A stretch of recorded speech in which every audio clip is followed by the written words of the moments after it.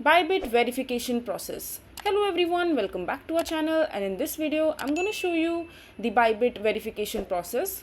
So for that, just simply open your Bybit account, just go to the official website of bybits.com and you will be landed to the official website over here, and over here just simply log into your account if you already have an account in the Bybit, and just use your credentials in order to log in into your account successfully. Just enter your mobile number, password and click on login.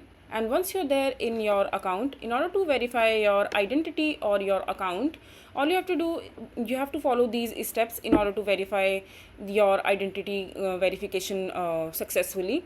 You need to click on the profile icon from the upper right corner of the navigation bar and tap on the account and security page. And from there, just click on the verify now option, which will be located at the left hand side menu screen and which says identity verification under the account info section to enter the identity verification page.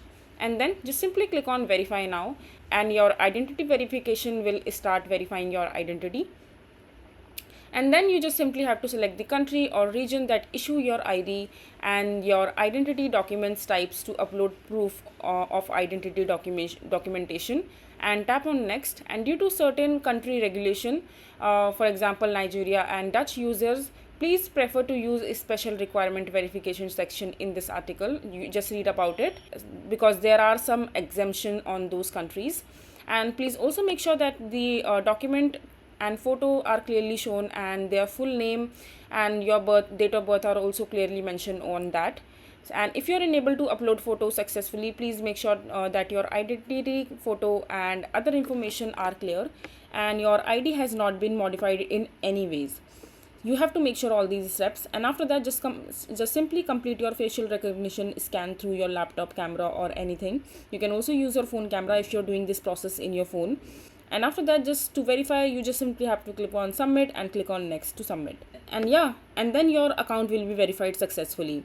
So yeah, this is basically how you will be able to do it. I hope you find this video to be helpful.